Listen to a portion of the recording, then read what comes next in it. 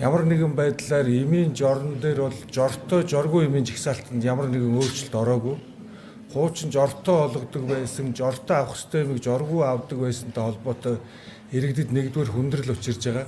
Тийм учраас жортой жоргүй эмийн мэдээллийг авдаг, эмийн жор цэгийн сайтаар одоо жоргүй эмийнхаа мэдээллийг авах боломжтой. Ингээд жоргүй авч болох эмнүүдээ хэрвээ авч чадахгүй байгаа тохиолдолд 119 дугаарт холбогдож эргээд жоргүй авч болох эмнүүдээ бүгдийг нь авах энэ боломж болцоог хангаж ажиллаж байна. За нөгөө талдаа ижил найрлага бүтцтэй эмүүд нэгэн жортой жоргүй асуудал үйлдвэрлэгчээс шалтгаалж байсан бол үүнийг шийдэхээр 172 төрлийн эмийг одоо хүний эмийн зөвлөлөөр орж хэлэлцүүлж бүгдийг нь жоргүй болгодог энэ тогтолцоог бий болгосон. За нөгөө талаас эрүүл мэндийн салбарын захим жорны асуудал дээр иргэд маань эмийн сан дээр очиж жороо авахдаа одоо нэг эмээ авчид нөгөө хоёр эмээ авч чадахгүй байгаа зүйл хүндрэлүүд учирж байсан. Энэ дээр бол өнгөрсөн хугацаанд эрүүл мэндийн салбар одоо энэ захим жорыг бий болгох дээр ажиллаж эрүүл мэндийн даатгалаар хөнгөлөлтөө олгодог эмүүдийг бол захимаар олгож исэн.